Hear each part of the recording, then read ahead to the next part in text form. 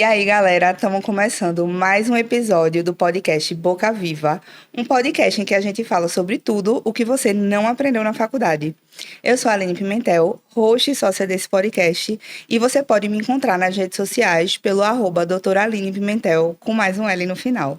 E aqui do meu lado, Gabriela Madeira. Vocês conseguem também me encontrar tanto no YouTube quanto no Instagram, doutora.gabriela Madeira. Preciso informar que não vai adiantar vocês só seguirem a gente nas redes sociais. Tem que entrar nesse episódio que está começando agora, se inscrever no canal para poder receber as notificações dos próximos episódios. Lembrando que os nossos episódios são nas quartas-feiras, de 15 em 15 dias. E por falar em episódio, o episódio de hoje, se você entrou aqui para assistir a gente por conta do título, com certeza você não vai ver exatamente o que você está esperando, porque a gente não vai seguir padrões. Pode ficar até o final, que os insights de hoje só aqui. arrasou, menina. Calma que tem mais um aviso. Ah, tá, desculpa. Vocês também podem contribuir com a realização desses episódios através do nosso grupo de WhatsApp, que deve estar aparecendo como QR Code agora na sua tela. Nesse grupo de WhatsApp, a gente se aprofunda um pouco mais sobre os assuntos que são dos nossos episódios. E vocês também ainda podem contribuir com a gente sobre outros temas, sobre convidados. Agora sim. O que é que Vamos para o episódio de hoje. O episódio de hoje é como construir um currículo de sucesso.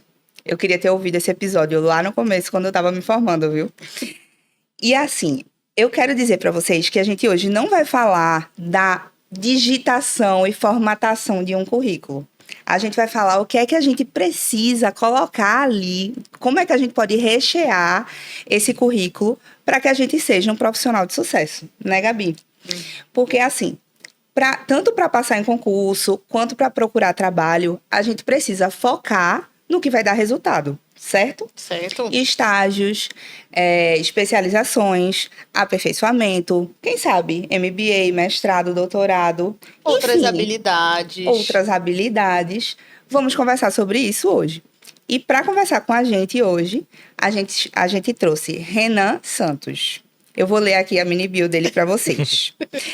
Graduado em odontologia pela Faculdade de Odontologia de Pernambuco, da Universidade de Pernambuco, é especialista, mestre e doutor pela USP, atua como professor universitário e já foi coordenador do curso de graduação e aperfeiçoamento em odontologia. É pesquisador permanente do Grupo de Pesquisa Internacional em Leveduras Patogênicas do CNPq e pesquisador reconhecido pela SBM, Sociedade Brasileira de Micologia. É casado, pai de Pipoca, que é uma cachorrinha maltês, mora em São Paulo, capital. É feliz praticando seu trabalho e tem como hobby viajar e cantar no karaokê. Bem-vindo, Renan. Obrigado, meninas. Obrigado pelo convite. É um prazer estar aqui com vocês. Vocês já conheço há muito tempo, né? A gente se conhece desde a graduação, mas é sempre um prazer revê-las. Ai, obrigada por ter aceitado o nosso convite, Renan. Obrigado. E aí, o que é que a gente começa hoje? Bom, para começar, eu acho que a gente podia, assim, ouvir um pouquinho da história de Renan, né, Gabi? Renan tem um currículo muito diversificado. Vamos entender aí um pouquinho se isso, assim, foi intencional, se você planejou e chegou. Como é que foi essa história, Renan? Aline, o meu currículo é meio... Eu fui deixando feito Zeca Pagodinho, sabe? Deixar a vida me levar. Porque eu tinha alguma... Gabriela era... No tempo que eu conheci Gabriela, por exemplo, a gente queria ser buco, né? E eu, hoje em dia, a cirurgia, eu passo longe, muito longe. Então, o meu currículo foi sendo construído de acordo com as necessidades que foram aparecendo na minha vida. Quando eu estava na graduação, eu queria ser buco, mas uma parte da buco que me incomodava muito era a reabilitação daqueles pacientes depois de uma mandibulectomia, uma maxilectomia, perdas nasais, perdas faciais no geral. E aí eu fiz mestrado em prótese bucomaxilofacial, que já foi uma grande saída da casa, né? Porque dentro das especialidades da odontologia, a que menos tem especialistas. Fui fazer meu mestrado em prótese buco. Depois eu fiz o meu doutorado em estomatologia, porque eu entendi que para reabilitar o paciente com essas grandes perdas, eu precisaria fazer grandes diagnósticos corretos Então, meu doutorado foi em estomatologia, fiz um aperfeiçoamento em estomatologia também pela USP. Depois eu entendi que dentro da estomatologia eu precisava fazer corretos diagnósticos também radiológicos. Então, aí eu fiz especialização em radiologia. E aí, a única coisa que eu acho que foi assim, o meu grande querer desde o começo foi saúde pública, né? Eu gostava desde o começo de saúde pública, note-se, né? O jeito que eu me visto, né? Eu tava brincando com isso. Vamos ser cancelados agora.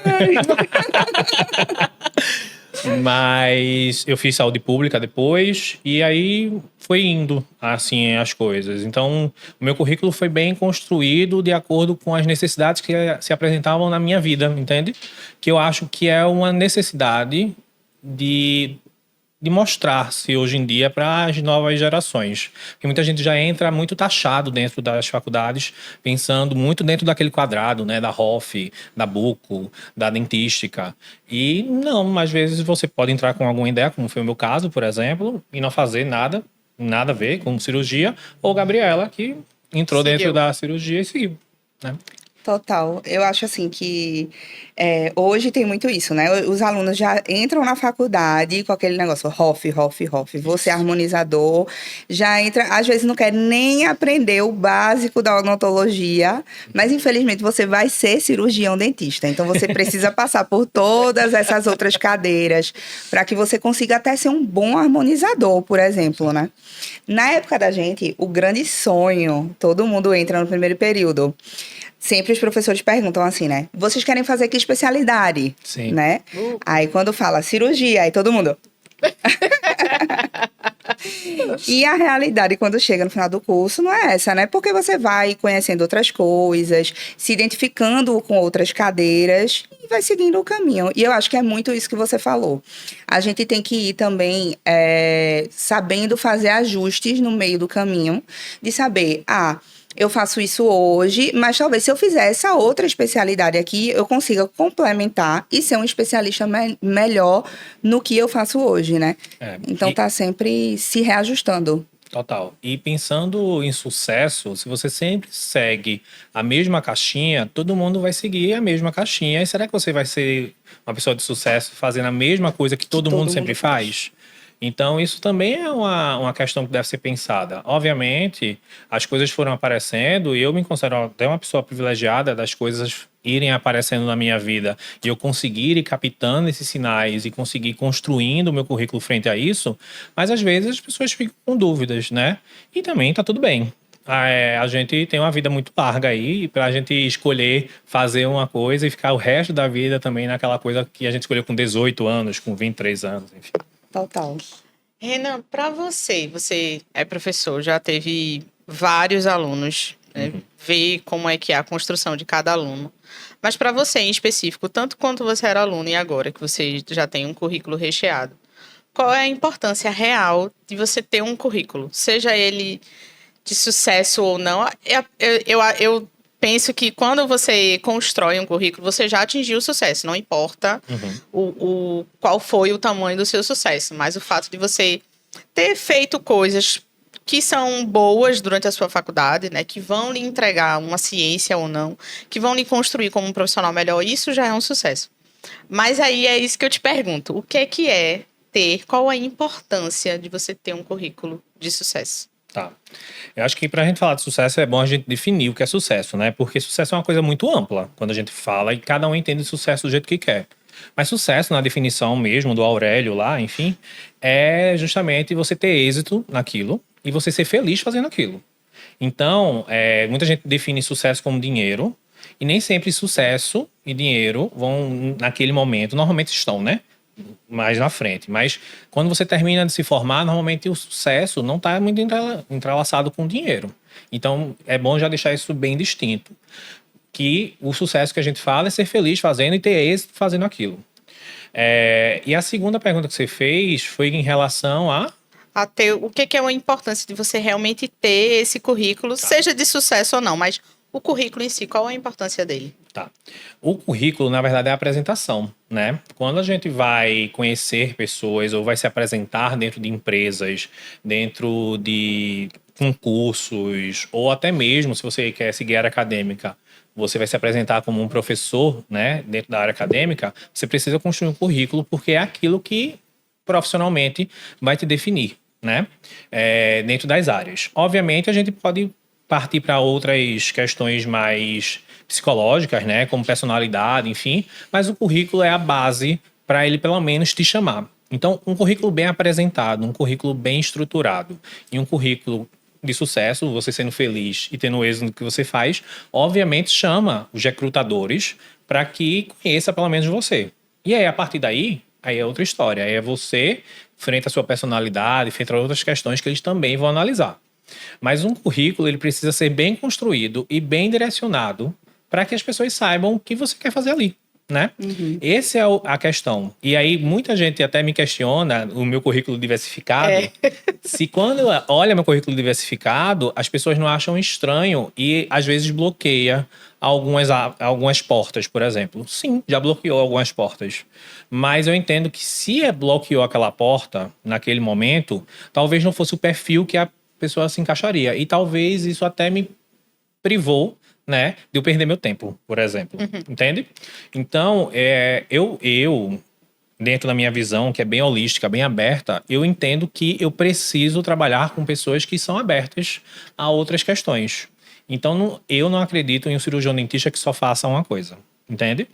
Para ser cirurgião dentista, eu preciso saber um pouco de tudo. Obviamente, eu não preciso saber de tudo, mas um pouco de tudo eu tenho que saber. Então, eu acredito nessas questões mais holísticas, né? E aí, Renan, assim, dentro disso que a gente falou, de ter um currículo para se apresentar, para chamar a atenção dos recrutadores, principalmente assim, você seguiu muito a área acadêmica, assim, né? Sim. Então, nos dois formatos de currículo que a gente tem o currículo Vitae, que está ali todas as suas especializações, graduação, habilidades, e tem também o currículo Lattes, né? Uma curiosidade aqui que o currículo é uma homenagem ao físico brasileiro Césare Mansueto Júlio Lattes, que foi professor da UFRJ, da USP e da Unicamp, e ele foi o precursor de física atômica e atuou ativamente para a consolidação do CNPq. E aí, nessa área, nesse meio, o que é mais importante? A gente ter um bom direcionamento dentro do currículo Vitae ou dentro do currículo Lattes? Como construir isso, assim? Tá. Acho que a primeira coisa que a gente precisa falar é o que você quer fazer, né? Se você quer seguir uma área acadêmica, o currículo Lattes é essencial, não tem como.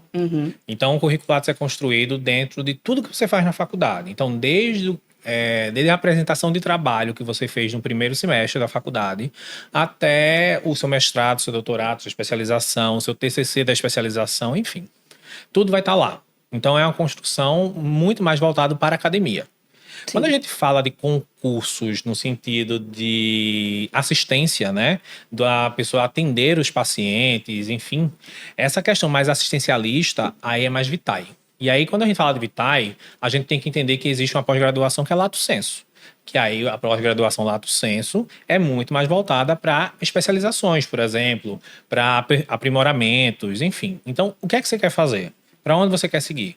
Porque o currículo Lattes é bom para a academia. Isso não quer dizer que uma pessoa que é assistencialista, que atende os pacientes, não possa ter currículo Lattes. Normalmente tem, né? Mas não é o foco principal. O que as empresas pedem, por exemplo, se você for ser dentista de uma empresa, é que você tenha um currículo Vitae, um currículo voltado para o Lato Sensu, né? E aí, se você for fazer um concurso para ser professor, as empresas, por exemplo, universidades, pedem para você ter um currículo estrito sensu. E aí são essas as diferenças bem primordiais dentro desses currículos. E quando a gente está na graduação, quem está escutando a gente, o nosso público é bem aquela pessoa que passou pela faculdade e está terminando, e acabou de se formar. Passei pela graduação, fiz algumas coisas, mas o meu currículo não é bom o suficiente para seguir na carreira acadêmica. O que é mais importante, assim, dentro de um currículo acadêmico, ou seja, dentro de um currículo Lattes? Quais seriam os pontos fortes que seriam como se fossem necessários para ter nesse tipo de currículo? Tá. No caso, para uma vida acadêmica, né? Para uma vida acadêmica. Para quem quer seguir a vida acadêmica. Tá. Quando a gente fala de universidade, a gente tem que pensar que ela é um tripé, mas hoje em dia a gente fala quadripé, né? Que aí é ensino, gestão, ensino, gestão. Técnica. É... Técnica. Não. Pegou a gente enfim. agora. Agora me fugiu. Tem nada não. Até o final do episódio ele vai Ele vai lembrar. lembrar. Enfim, mas é um quadripé. Que, enfim, é ensino, pesquisa, gestão e o outro eu vou lembrar daqui a pouco. Né? Mas dentro desse quadripé, depende do que a universidade quer. Porque, por exemplo, eu posso ser um ótimo pesquisador, mas eu tenho pouco tempo de ensino. A faculdade não vai querer isso. Né? Porque se ele quer um professor, ele vai querer, provavelmente, um professor que tenha mais tempo de sala de aula, certo? Ah, lembrei, extensão, tá? Então é extensão, ensino, gestão e pesquisa. Esse é o quadripé da universidade. Se a pessoa quer um pesquisador para aquela instituição, ela não vai procurar tempo de carreira, ela vai procurar tempo de pesquisa. Então depende, todo curso, quando a gente vai prestar para a universidade, é uma caixinha de surpresas. Porque depende do que a universidade quer, o que a universidade precisa. Mas o que é que eu falo para os meus alunos que fazem mestrado e doutorado, né? A gente precisa ser bom pelo menos um pouquinho em tudo e se aprimorar em uma coisa. Se você quer ser professor para ter uma carreira docente de sala de aula, ótimo, vai lá dar aula, mas não deixa de fazer pesquisa, não deixa de publicar, não deixa de levar trabalho para congresso, não deixa de fazer essas coisas. Mas se você quer ser pesquisador, tá bom, pesquisa mais, diminui esse tempo de sala de aula, mas pesquisa mais. Porque aí tu vai publicar mais, tu vai fazer mais atividades que são voltadas para a pesquisa e teu currículo vai ser voltado para a pesquisa. Então depende. Depende do que as universidades precisam. E aí a gente sempre se pergunta, mas então é uma caixinha de surpresa, o professor não tem como se preparar? Não, não tem.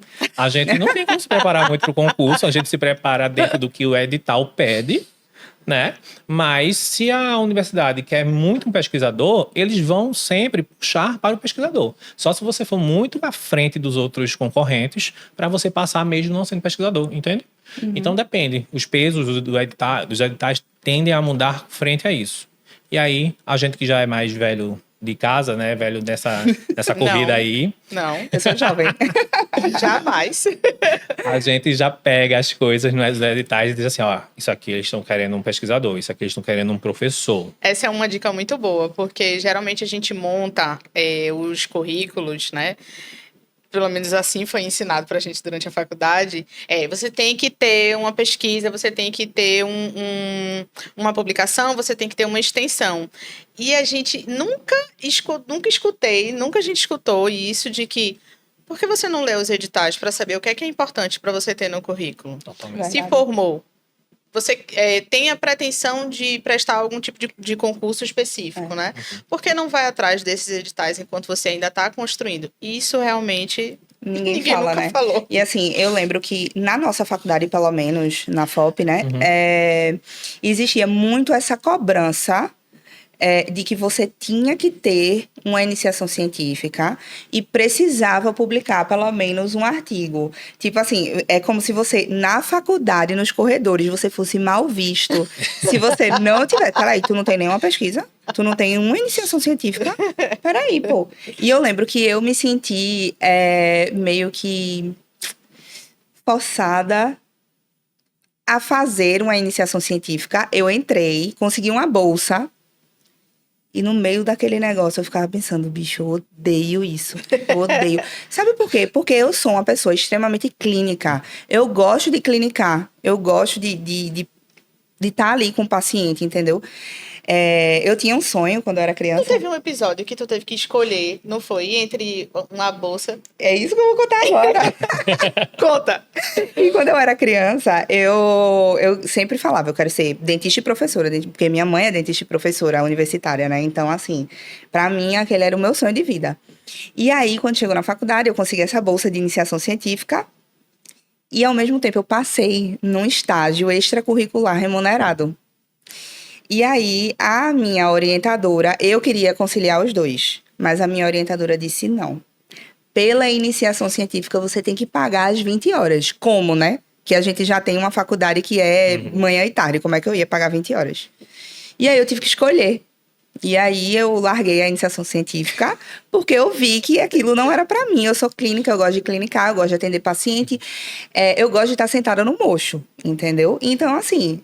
tá tudo bem se você não quer fazer iniciação científica, se não é para você. Você pode construir o seu currículo num outro caminho, para seguir uma outra direção, para ser clínico, né? E aí, já pensando nessa sua puxada, né, do currículo Lato Sensu, a gente precisa entender que o currículo Lato Sensu tem uma maneira totalmente diferente. E aí, o currículo Stricto Sensu, como a gente falou, é muito pautado para academia e o Lato Sensu é muito pautado para assistência, né, para atender o paciente. Então, o que é que você quer fazer com o paciente? Se você quer ser clínico geral, aprimora, faz aperfeiçoamentos, né? Porque clínico geral, hoje em dia, a gente sempre fala, né, o que é que roda o consultório na sua cidade? Porque aqui em Recife, né? Estamos em Recife. Aqui em Recife, o que roda é tais especialidades. Mas se a gente for, por exemplo, para o Acre, talvez rode outras especialidades. Se a gente for para Florianópolis, rode outras especialidades. Então, qual é a necessidade da tua cidade? Qual é a necessidade do teu consultório para você entender também? Porque isso facilita a tua vida, né? E o currículo precisa ser baseado nisso também. Eu, como falei quando a gente começou aqui, eu senti necessidades durante o meu caminhar. E as pessoas vão sentir essa necessidade. E sair da zona de conforto é um pouco difícil, mas é necessário, porque é nisso que você vai aprimorando cada vez mais, né? Então, o currículo Lato Sensu, como a gente falou, né, o currículo Vitae, enfim, ele é muito pautado nisso. O que é que tu quer fazer e qual é a necessidade daquela região, né? Para a gente tentar construir e facilitar também a vida da pessoa mesmo. Então, quando um aluno, e eu tenho vários alunos que não querem academia de jeito nenhum, né? Que a grande maioria hoje em dia entra já dentro daquela caixinha, como a gente falou. Uhum. E eles sempre me perguntam, professor, mas como é que eu construo as coisas? Porque a gente tá vendo que tá um pouco difícil em algumas regiões. Como é que a gente faz? Eu falo, cara, você tem que saber o que é que você quer. Porque quando você quer muito uma coisa, eu acredito pelo menos isso, e eu tenho visto isso com mais frequência, né? Que dá certo. Quando a pessoa quer muito uma coisa, mesmo sendo um pouco difícil comparado a outras especialidades, enfim, vai andar. Porque a pessoa quer fazer. A pessoa quer que aquilo gire. E quando a pessoa quer, a pessoa não desiste. Então, a pessoa vai quebrar paredes, né? A gente teve um episódio aqui, a gente falando sobre o currículo Vita e você falando, né, sobre o que tem, qual é a necessidade daquele lugar para você construir o currículo ou não. A gente teve um episódio que a gente teve a Raíza, que hoje em dia mora no Canadá. E a gente comentou sobre o que é que era importante ter no currículo e tal, para migrar para fora do Brasil. E ela contou que uma das coisas que pontuou bastante para ela foi porque ela fez trabalhos voluntários. E aí ela disse que jamais acreditou que isso poderia pontuar, porque quando ela foi para lá, ela tinha um currículo muito bom, ela já tinha especialidade, ela já tinha mestrado. E ela jamais pensou que uma das coisas que chamaria a atenção de quem estava recrutando era o fato dela ter feito um trabalho voluntário. E aí entra isso muito na questão do currículo Vitae, né? Porque você está demonstrando um tipo de habilidade, quer queira ou quer não. Hoje em dia, os currículos são muito construídos em cima de habilidades e competências. Então, para aquela região que ela foi, talvez aquilo fosse uma habilidade, uma competência essencial para aquela população que se inseria ali, né? Então, é por isso que eu falo, por mais que a gente se planeje de todos os jeitos possíveis e imagináveis, sempre vem uma coisinha meio fora da casa que vai fazer diferença. Então, por isso que sucesso é felicidade. Eu tenho certeza que Raíssa, né? Raíssa, ela não fazia isso por obrigação, ela fazia isso por felicidade. Sim. E aí ela obteve sucesso porque ela estava feliz. Por isso que a definição também tem que ser felicidade, né? Total. Mas vamos lá, vamos fazer como se fosse um mapa mental aqui, né? Para o público da gente entender direitinho. Então, vamos lá. Eu já sei que eu quero seguir a carreira acadêmica. Então, durante a graduação, no que é que eu devo focar? Tá. Então, vamos lá. Se você quer seguir carreira acadêmica, você vai precisar construir um currículo Lattes. Como é que você constrói um currículo Lattes desde a graduação? Primeira coisa é você olhar para alguma das especialidades, algum dos professores, ver se ele tem, né, law para te orientar, porque tem professores que, como eu falei, daquele quadripé, tem professor que só mexe com gestão, tem professor que só mexe com extensão, e para a gente que está falando um pouquinho desse currículo mais acadêmico, a gente precisa construir pesquisa também. Então, pega um professor que é um pesquisador. Isso é a primeira coisa. Depois disso, constrói iniciação científica, vai para congresso, apresenta trabalhos. Ah, mas meu trabalho é simples. Não tem importância, gente. O negócio é ser aprovado num congresso e ter o certificado no final, tá? Apresenta bem também, né? Isso é importante. Mas... E uma habilidade É uma também. habilidade, obviamente. E aí, constrói isso, né? Constrói isso com o teu orientador e vai vendo qual é a área que tu se aproxima mais, porque dentro da pesquisa a gente também tem áreas que a gente vai se aproximar ou a gente vai se afastar, né? Enfim, constrói e vai construindo, pegando esses certificados. Uma dica, coloque isso no Lattes, tá? Não acumula certificado para depois colocar no Lattes. Que aí eu vou te falar, é dívida de jogo. Isso é dívida de jogo. Porque depois tu vai jogar tudo no Lattes e vai ficar um away. Então demora muito. O Lattes não é uma coisa fácil, não é uma coisa... Ah, eu peguei hoje, eu já entendi. Não é uma coisa fácil de manusear. Sim. Demora, né? Para as pessoas entenderem. Então vai aprendendo também a manusear. Depois disso, você tem duas opções. Ou você vai para uma especialização, ou você vai para um currículo muito mais acadêmico. A especialização também é acadêmica, né?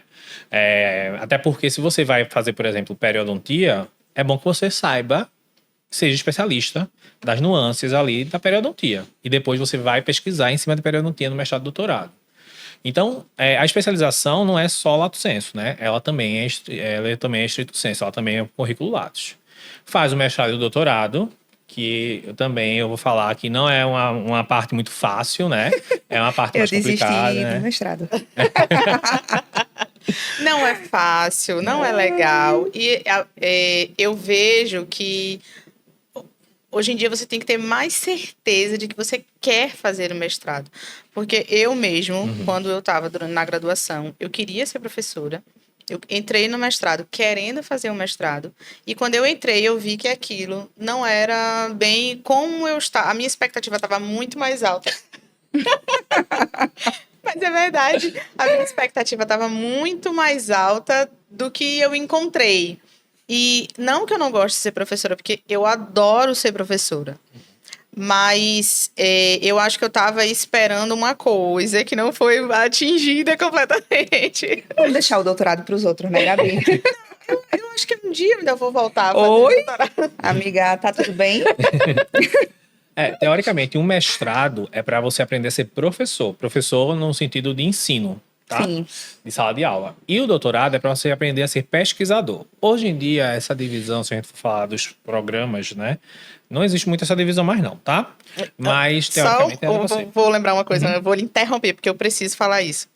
Não que eu não acredite que o mestrado não seja extremamente importante. O mestrado, ele me abriu uma visão científica das coisas. Então, ele me proporcionou a ideia de que, para eu ser uma boa cirurgiã, eu preciso me afundar no mundo científico. Sim. Eu preciso ler artigos, eu preciso ir além do que a gente acha que tem de conhecimento. Então, eu só consegui enxergar isso por conta do mestrado. Não pense que eu sou contra o mestrado, não. Desculpa. Gabi com medo de ser cancelada. Mas é como assim? Mas então, isso puxa até um gancho que eu ia falar quando a Aline até falou assim, eu desisti da iniciação científica e tudo mais. Eu entendo totalmente, né, pelas conjunturas que você tinha certeza que era assistencialista, mas uma coisa que eu sempre falo para os meus alunos é que a faculdade ela tem que dar esse subsídio de você tentar fazer as coisas e se encaixar. Porque o papel da universidade é isso, é te apresentar as coisas. E, obviamente, te aprimorar em muitas delas. Mas, por exemplo, você foi apresentado e você não quis. Mas ali foi o papel da universidade. Olha, eu apresentei pesquisa a ela não gostou. Tá tudo bem, ela vai fazer outra coisa. Então, esse é um grande problema que a gente vê hoje nas universidades, que não apresentam, né, esse tripé para os alunos, Sim. mas que é necessário. Porque a outra coisa que Gabi falou é extremamente importante. A odontologia de hoje é uma odontologia baseada em evidência científica. Sim. Não é seguidor de Instagram. Sim. Não me cancela. Mas não é seguidor do Instagram. Então, assim, muitas vezes a gente tem pessoas com, sei lá, 1 milhão de seguidores, mas a gente pega aquelas facetas que se a gente bota uma sonda de RU, entra a sonda de RU toda. Entende? Então, assim... Chega, grita. chega, grita. A gengiva o paciente tá tirando foto com a gengiva assim, ó. é demasiada. Então, assim, claro, existem pessoas com 1 milhão de seguidores que são maravilhosas também, né? Não vamos generalizar, a gente não está generalizando. Mas o que a gente está querendo falar é o seguinte: a odontologia, como qualquer profissional de saúde, é baseada em evidência científica. E o papel do mestrado, o papel da iniciação científica, o papel do doutorado é aprimorar essa questão crítica científica que é tanto pedida nos currículos. Quando a gente pega lá, né, o MEC pedindo para que a gente abra um currículo de um curso, que a gente monte um curso, tá lá. Uma das obrigações é que os professores deixem os alunos com critérios científicos e críticos reflexivos bons. Então, a gente tem que apresentar isso para os alunos, né? Então, trazer mestrado, trazer iniciação científica, trazer o doutorado é importantíssimo. Mesmo que, eu não quero fazer isso, mas você foi apresentada. Eu entendi. E eu entendi que é isso aqui que precisa ser pautado. Porque eu me movo por ciência. A profissão da gente precisa se mover por ciência, né? Sim. E é importante dizer que você vai ser apresentado e se você não gostar, tá tudo bem. É sobre isso. Certo? Quantas disciplinas a gente fez na faculdade que eu odiava e tá tudo bem? No primeiro período eu pensava em desistir de odontologia várias vezes. Meu Deus do céu, quantas vezes eu pensei em desistir de odonto no primeiro período, mas a gente vai seguindo e vai dando certo. Assim. Aí me diz uma coisa, Renan. Você veio aqui de uma faculdade pública, depois você foi para São Paulo continuar a sua vida acadêmica, né? Também numa faculdade pública. E depois você virou professor de faculdades particulares, né? E públicas também. E públicas também. Aí, tô sabendo agora. E aí, me diz uma coisa. Nessas faculdades que você caminhou, aí que você passou, você vê muito isso que a gente tinha na FOP? Porque, assim, a gente tinha esse incentivo à vida acadêmica lá na FOP, né? Uhum. Nas faculdades que você passou, você via esse mesmo tipo de incentivo acadêmico? Não. Não é generalizando nada disso, né? Mas as universidades particulares e públicas têm perfis um pouco diferentes muitas vezes. E isso quem vai determinar muitas vezes é o corpo docente. Então, depende do que o corpo docente depende do que o núcleo docente estruturante do curso é. Então, por exemplo, os cursos que eu fui coordenador, os cursos que eu faço parte do núcleo docente estruturante, eu bato o pé por ciência. Eu bato o pé para ter iniciação científica, eu bato o pé para ter extensão, para tirar o menino, para devolver à sociedade, toda aquela coisa da saúde pública que a gente aprendeu lá na faculdade. Então, eu bato o pé. Mas, às vezes, não tem um núcleo docente estruturante um professor que bata pé por ciência. E aí ele bate pé por outras coisas. Como, por exemplo, o ensino tem que ser maravilhoso, os alunos têm que ter muita prática na clínica, eu quero colocar CAD/CAM, por exemplo, entende? Então depende do perfil da universidade. Mas assim, uma das normativas que o MEC pede é que a gente crie esse aluno crítico reflexivo. Então, para criar, eu preciso trazer ciência para ele. Então, não tem como não ter.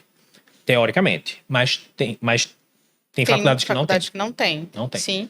Então depende. Então uma dica que eu dou para quem vai começar a faculdade ou para quem está na faculdade é que se entenda como é aquela faculdade e qual é o perfil daquela faculdade. Porque se você entra no curso querendo ser assistencialista e você só é apresentado para assistência, para trabalhar com aquilo, você não vai abrir a cabeça, né? Você vai ser assistencialista, né? Agora, se você entra num curso e o curso te mostra várias coisas diferentes, porque uma coisa que eu já entro, eu dou aula no primeiro período, né, na faculdade lá em São Paulo, e eu já entro brincando com os meninos dizendo assim, vocês querem fazer o quê? E eles falam todos que querem ser donos de consultório.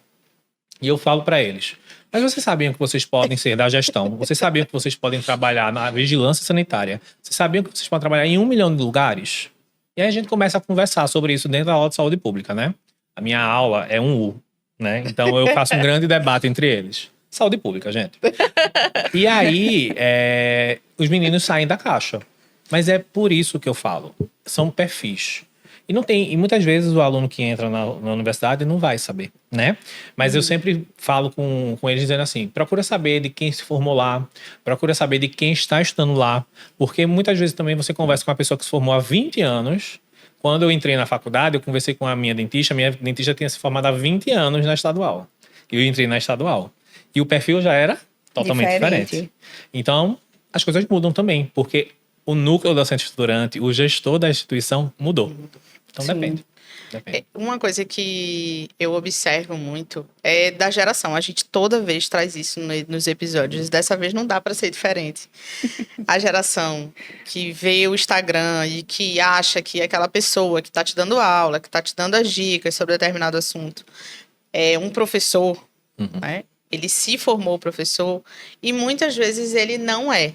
Então, é culpa também do que a gente vê no Instagram, é culpa da geração que está sendo formada desse jeito ou não.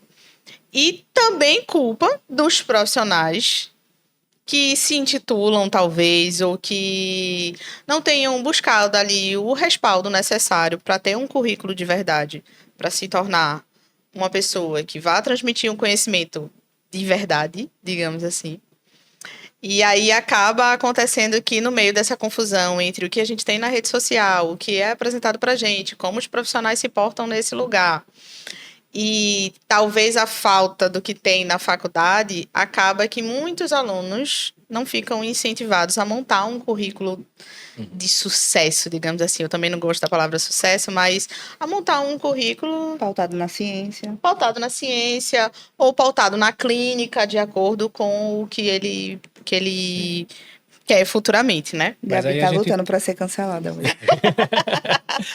Mas aí a gente tem 2 pontos que eu acho que é importante a gente ressaltar nesse contexto, né, Gabi? A questão dessa geração. Eu não sei nem se a gente pode falar que é essa geração, porque a gente não é tão Eu fico me Tão sentindo longe muito não, velha né? quando a gente fala nossa geração. É. Essa Peraí, menina. geração. Mas o pessoal de 18 anos, Velho. assim, é muito imediatista. Muito imediatista. É. E aí, a gente olha pra eles, eles acham assim, que só aquilo vai dar dinheiro, que se seguir aquele padrão é o dinheiro. E assim, gente, eu vou dar uma dica pra vocês, que é o que eu falo pra todos os meus alunos. Quem sobe muito rápido, cai muito rápido. É. E isso é uma realidade que a gente vê constantemente.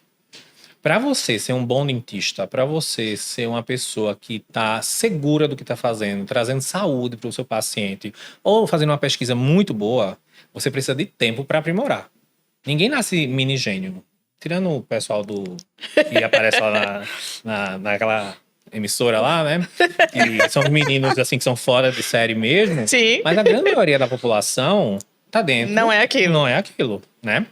Então, assim, precisamos de tempo. E precisamos de tempo para criar habilidade manual. Odontologia é uma profissão muito manual, muito técnica. Isso demanda tempo. E a outra coisa que a gente tem que falar é o seguinte. Quando a gente olha, né, essas pessoas aí que têm muitos seguidores, que se acham, né, nessa situação de ser professores e tudo mais, de ensinar as coisas porque fizeram um cursinho lá fora do país, de 3 dias e voltam pra cá. A gente vai Pronto, ser cancelado, agora de sim. certeza. Aquelas pessoas que foram até Harvard e voltaram. Em 3 dias e já se nomeiam como grandes pessoas e tudo mais. Claro, tem sua. Isso é necessário. Se você foi para lá fazer um curso muito bom, que bom que você teve essa condição, que você conseguiu ir lá fazer. Mas isso não vai determinar. 3 dias atrás você era ruim, agora que você passou 3 dias lá em Harvard você vai ser bom? Não, gente, é tempo. Então também tenham um cuidado. E aí, mais uma vez, volta àquela questão. Seja crítico e reflexivo no que você está comprando, no que você está fazendo, em o que você está consumindo de material, entende? Porque a gente tende a consumir muitos materiais, mas a gente precisa saber, isso aqui é bom para mim, isso aqui não é tão bom para mim. E aí a gente vai tirando, né? O grande problema de hoje em dia é que normalmente o que não é bom é o que demanda mais tempo. E aí, mais uma vez, cresceu muito rápido, tende a cair muito rápido. E é uma excelente dica, assim. Que você que vê muitas pessoas no Instagram, vê muitas pessoas nas redes sociais, vai atrás de como foi a história daquela pessoa. Como foi que ela chegou até ali? O que foi que ela construiu para se tornar aquela pessoa? Para entender se aquela pessoa realmente é uma referência, se ela não é, se o que ela tá te falando ali é baseado em evidências de verdade, se não foi um protocolo que foi inventado de última hora. Gente, se não tem estudo científico, não existe esse protocolo, por favor. Uma coisa que vocês falando sobre isso me veio muito à cabeça, assim, que eu sou uma pessoa muito clínica e como eu faço endodontia hoje em dia, né? Esse pessoal aí das facetas, famosinho e tal. Pronto, agora sim. Agora a gente ficou cancelado de certeza. Aí o que é que acontece? Eu atendo os pacientes dessas pessoas, porque essas pessoas chegam precisando de canal. Entendeu? Então eu entro lá, eu olho depois o Instagram, vou futucar, né? Como curiosa que sou. E eu vejo, a pessoa tem milhares de seguidores no Instagram, vende aquilo ali todo dia e a falha não está ali. Apareceu na cadeira do meu consultório, que aquela faceta foi mal feita, não está dentro do padrão que deveria estar, né? E o paciente vai precisar fazer um canal por conta disso. Então a gente tem que parar de se enganar pelas verdades do Instagram. É óbvio que Instagram é uma ótima ferramenta, você pode aprender muito com ele, você pode ter acesso a pessoas que você jamais teria se ele não existisse. Mas a gente tem que saber separar o joio do trigo, digamos assim. Isso mesmo. E entender que a odontologia, independente, a primeira coisa, ela tem que ser pautada na ciência. A gente tem que entender o porquê a gente está fazendo aquilo e, principalmente, a gente tem que entender o quando a gente não deve fazer aquilo. Eu sei que eu fugi um pouquinho ao tema, mas é porque Toda vez que a isso gente me chamou toda vez e a eu tive gente que falar. a gente acaba sempre caindo nessa ideia das redes sociais, porque é uma coisa que incomoda mesmo, né? É. E isso tá nos nossos alunos, porque os meus alunos eu vejo direto tendo referências que eu falo, não vai por aí, que não vai, não é. E falando nisso, assim, de ser pautado em ciência, de a gente precisar ler artigo científico, uma coisa que eu queria saber em relação à construção de currículo. O quão é importante a pessoa saber falar inglês? Porque, assim, a maior parte da literatura que a gente vai buscar, né? A gente vê que são artigos em inglês. Inclusive, quando a gente quer publicar numa revista de um qualis bom, a gente precisa transformar, né? Traduzir o assunto, o artigo para inglês. O quanto é importante para o aluno saber falar inglês? Olha só. Eu vou até complementar essa tua pergunta, porque eu estava pensando nisso também. O quanto, saindo da parte técnica, quais são as coisas que poderiam ser importantes de serem destacadas no currículo? Tipo, sei lá, uma habilidade que você adquiriu, um conhecimento, um software que você adquiriu, um conhecimento. Então, quais são outras coisas que poderiam ser importantes de você destacar, saindo da parte técnica, de você ter iniciação científica, de você ter publicação, de você ter extensão? Quais são as outras coisas que você acharia que são importantes? Tá, eu vou primeiro responder a do inglês e depois eu vou te devolver com uma pergunta, Gabi, para qual Eita. currículo, Certo. tá? Porque aí eu acho que pro Vitar é um e para os outros é outro. Mas enfim, a questão do inglês. A questão do inglês é uma coisa que me dá uma voadora nos meus peitos, porque eu não sou bom em inglês, tá? Mas eu tenho muitos artigos publicados, né? Nós temos amigos e conhecidos que também não são bons em inglês e que já foram referenciados pelo Neville, por Sim. exemplo, né? Sim. Ai, Né? que emoção. Assim, que é muito meu amigo, viu? Ele sabe que eu tô falando dele, então tudo bem. Também não são bons em inglês e tá tudo bem, sabe? Mas assim, gente, se você é bom em inglês, você vai ter uma facilidade, assim, 10 vezes mais do que a gente que não tem essa facilidade, tá? Então, se você puder ter inglês, tenha. Mas eu, por exemplo, eu fiz todos os cursos possíveis e imagináveis. Curso da UPE, curso de várias outras escolas desde pequeno. E eu não sou uma pessoa com várias linguísticas, com essa variedade linguística, sabe? Com essa facilidade que o pessoal tem de pegar uma língua nova e desenvolver aquela língua nova. Eu não tenho isso. Mas eu tenho muitos artigos publicados e dentro do que eu faço, eu me considero uma pessoa de sucesso. Então, assim, o que eu falo para os meus alunos? Se você tem, ótimo, porque isso vai te dar um suporte, olha, 10 vezes mais na frente de qualquer outra pessoa. Isso é uma realidade. Uhum. Tá? Até porque se a gente pega o Brasil como um todo, quantas pessoas do Brasil sabem falar inglês, né? Não é uma realidade muito comum, né? A gente sabe que para pagar um cursinho de inglês, pra você aprender inglês, para ter uma escola que tenha inglês e que te dê um suporte bom, é caro. A realidade é essa. Então isso é a primeira questão. Mas isso não anula você conseguir, tá? Eu sou a prova viva, tá bom? Por exemplo, eu sou casado e meu marido, ele sabe falar fluente inglês. Eu nice, né? Mas eu sei ler. Quando a gente lê tanto em inglês, lê, a gente desenvolve uma linguagem técnica. Sim. Então, quando eu leio artigos hoje em dia, a minha linguagem técnica já me permite entender o que eu estou fazendo ali, sabe? Então tem essa questão também. Eu fui sendo treinado, né, durante o meu mestrado e meu doutorado, para fazer, por exemplo, uma linguagem mais técnica. Então, quando eu pego uma linguagem técnica do assunto que eu pesquiso, para mim é muito fácil, porque eu já estou acostumado com aquela linguagem, Sim. entende? Agora, se eu pegar, por exemplo, uma linguagem vai fazer uma técnica da cirurgia bucomaxilofacial. Não é a minha linguagem técnica, então não vou entender.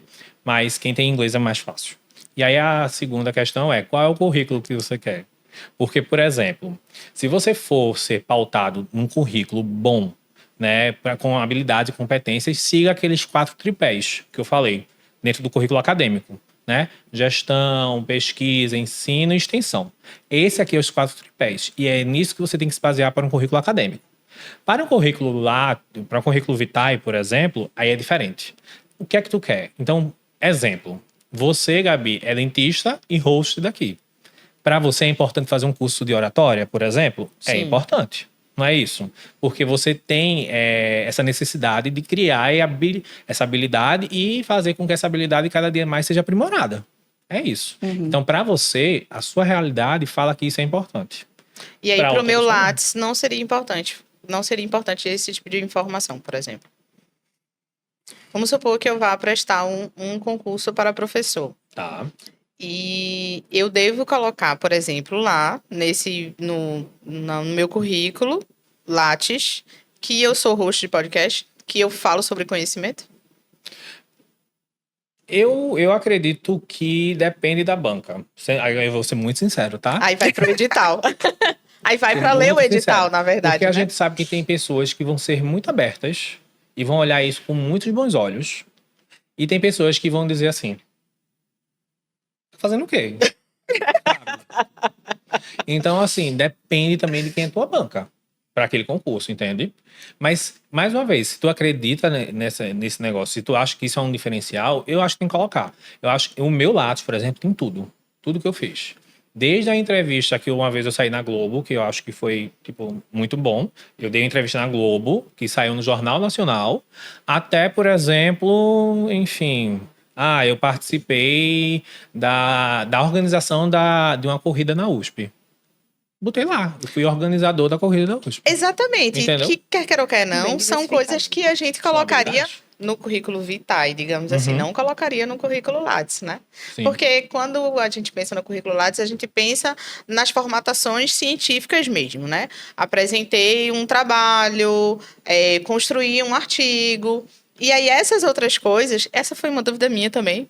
As outras coisas, eu sempre tenho essa dúvida se eu devo colocar no Vitae ou se eu devo colocar no Lattes. Aí você agora está contando que até a entrevista entrou, então. Na dúvida, coloca.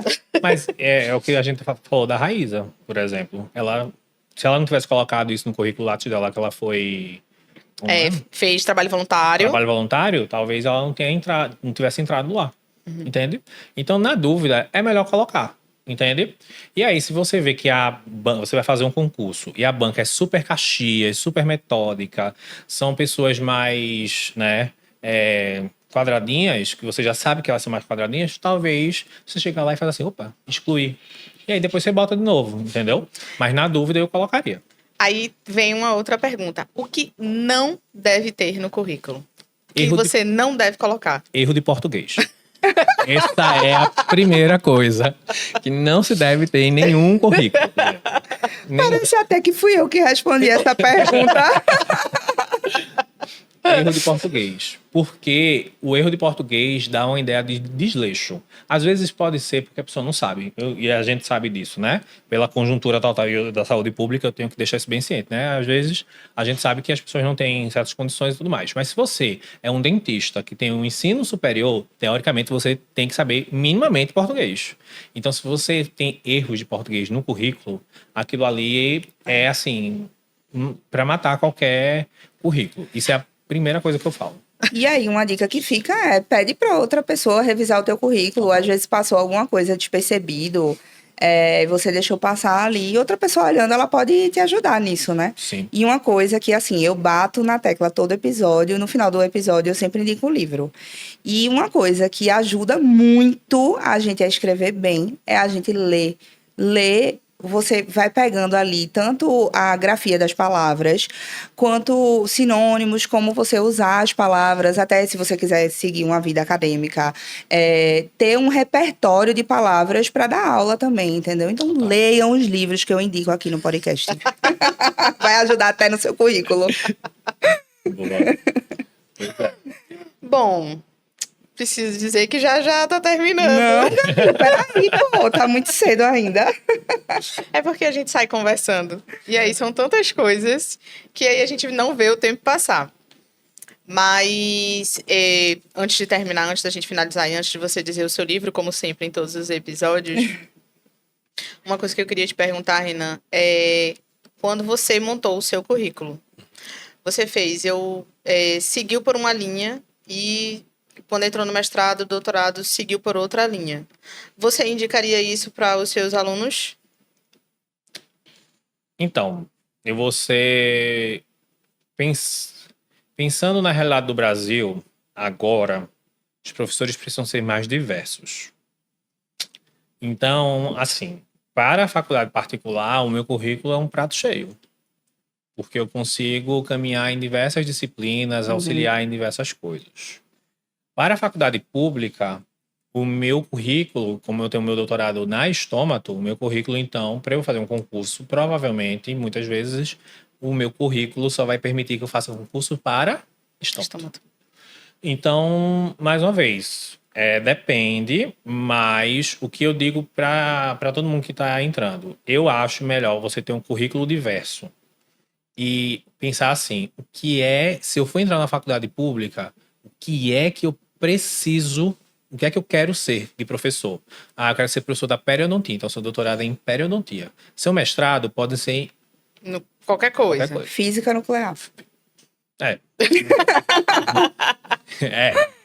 Mas seu doutorado precisa ser direcionado. Sim. Porque o que os editais pedem é que o doutorado da pessoa seja direcionado para aquilo. Nunca é muito difícil o mestrado estar lá. Mestrado é como se fosse uma escada, né?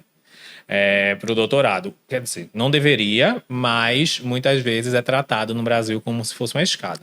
A minha escada parou no primeiro andar. Não. E assim, parece que quem fez mestrado não é ninguém. E eu vou dizer, é barra, viu? Não é fácil você fazer mestrado. E parece que não tá falando de nada, porque o que importa mesmo é você ter o doutorado. Eu queria complementar essa pergunta que você fez e Renan respondeu brilhantemente. Que assim, eu acho que você deve diversificar se você pretende ser professor. Porque o que eu me lembro da faculdade é que os nossos melhores professores eram exatamente os melhores clínicos que conseguiam passear bem dentro das especialidades, entendeu? Então, assim, não eram professores que focaram em uma especialidade só a vida toda.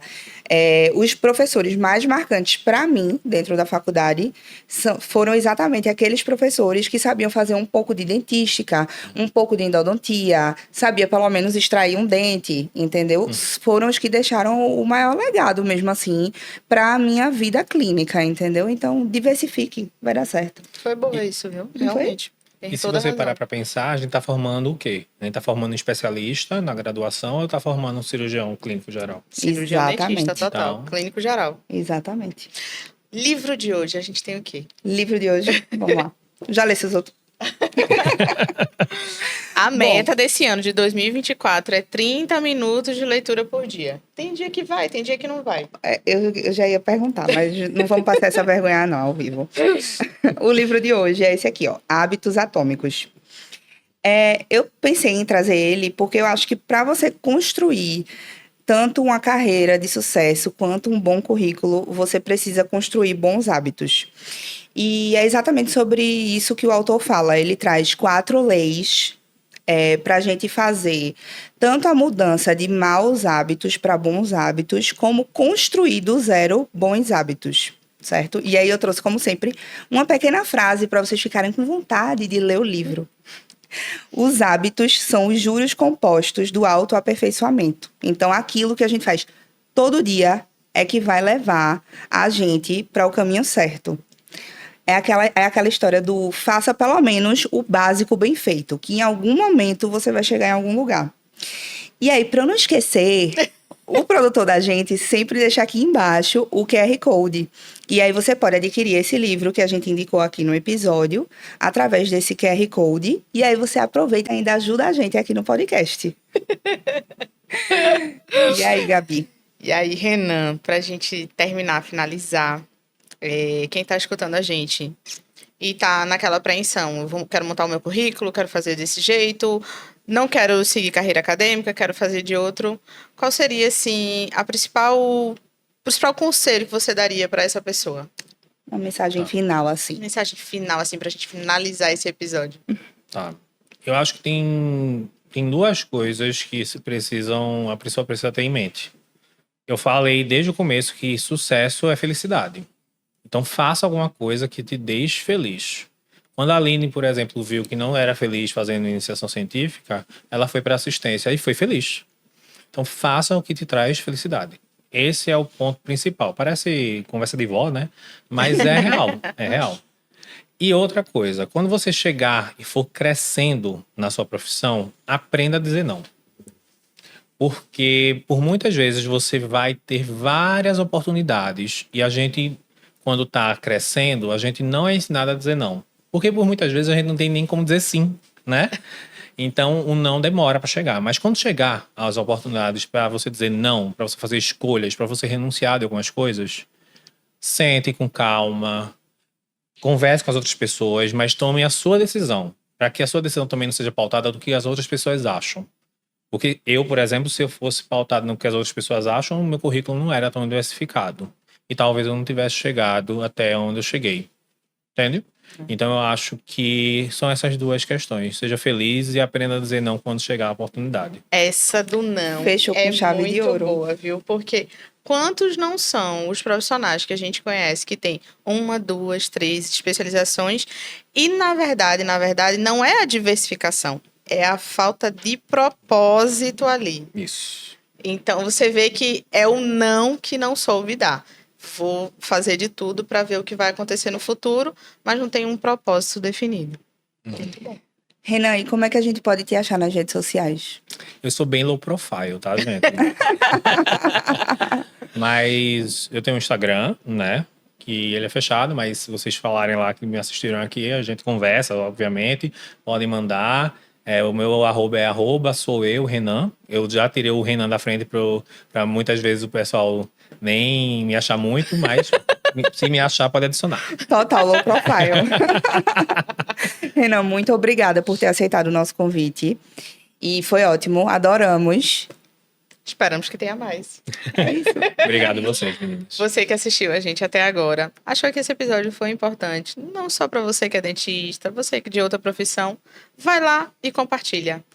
Pra Comenta, fala pra gente o que é que você achou também. Toda vez eu esqueço de dizer isso. Para encontrar a Aline nas redes sociais, @doutora Aline Pimentel com mais um L no final. @doutora.gabriela Madeira. Até o próximo.